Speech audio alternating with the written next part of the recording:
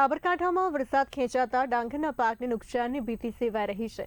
હિંમતનગર, પ્રાંતિજ અને તલોદ વિસ્તારમાં ડાંગરનું મોટા પાયે વાવેતર થયું છે, જેમાં ગુજરી અને ગુજરાત 17 જેવી જાતોનો સમાવેશ થાય છે।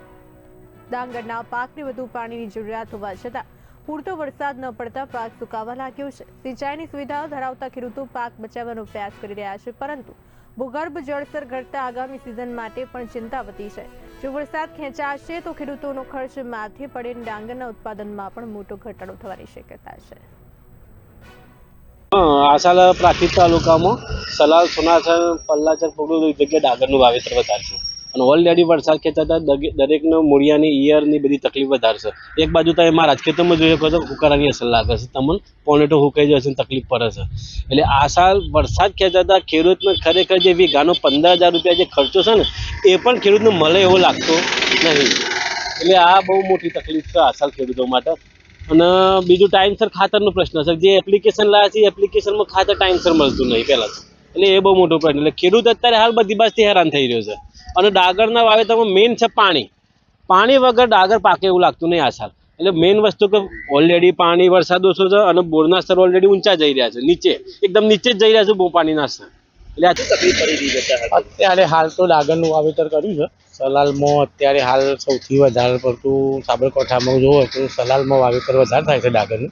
પણ આ વખતે તકલીફ એવી પડી છે કે વરસાદ શરૂઆતમાં આવ્યો એ વખતે ડાંગર બધી કરી દીધી હતી અને અત્યારે હાલ વરસાદ ખેંચાયો છે એટલે બોરવેલના પાણીથી ચાલુ છે કામકાજ, પણ એટલું જોવો એટલું પાવતું છે નહીં અને ડાંગરમાં અતિશય પાણીની જરૂરિયાત હોય છે। એટલે અત્યારે પીરી પડવાના, વત્તા નીચે ઈયર પડવાના, વત્તા ઉપરની ટોચો સુકાવાના બધા પ્રોબ્લેમો થયા છે। નિંદામણ થોડું વધી ગયું છે, દવાઓ નાખ્યા છતાંય નિંદામણનો પ્રશ્ન થોડો આવ્યો છે। એટલે ઓલ ઓવર જે ખર્ચો થતો હતો ડાંગરમાં એના કરતાં થોડોક વધી ગયો। એમ કુલ જોવા જઈએ તો 15,000 રૂપિયા જેવો ખર્ચો આવે છે। જો હજી વરસાદ ખેંચાય તો શું સમસ્યા સામે? વરસાદ ખેંચાશે તો ખેડૂતોની તો તકલીફ બહુ મોટી પડવાની છે।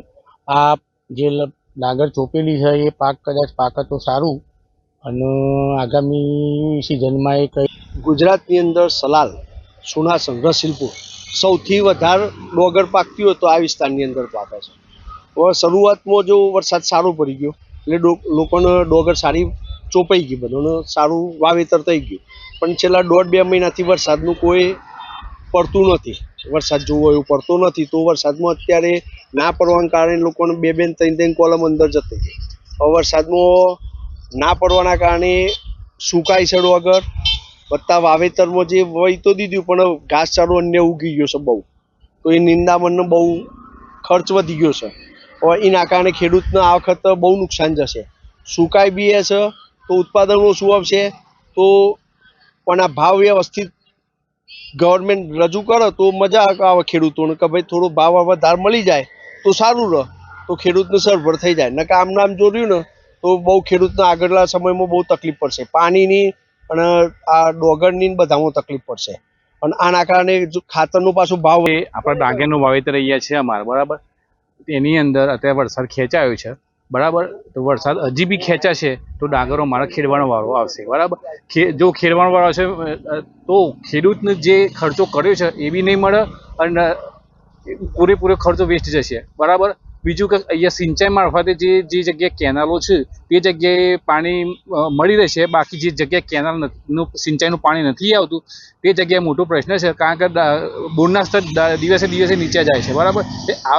એના લીધે અમારા પાણીની ખૂબ જ અછત ઊભી આવનાર સમયમાં થશે। અત્યારે શું સમસ્યા જોવા મળે છે ડાંગરમાં?